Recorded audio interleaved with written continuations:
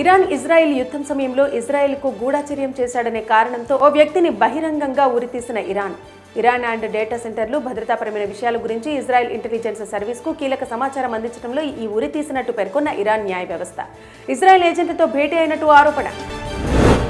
భూమికి దగ్గరలో ఒక చిన్నపాటి చందమామను గుర్తించిన శాస్త్రవేత్తలు ఇది ఒక గ్రహ శకలమని దీనికి 2025 PN7 అని పేరు పెట్టినట్టు సమాచారం.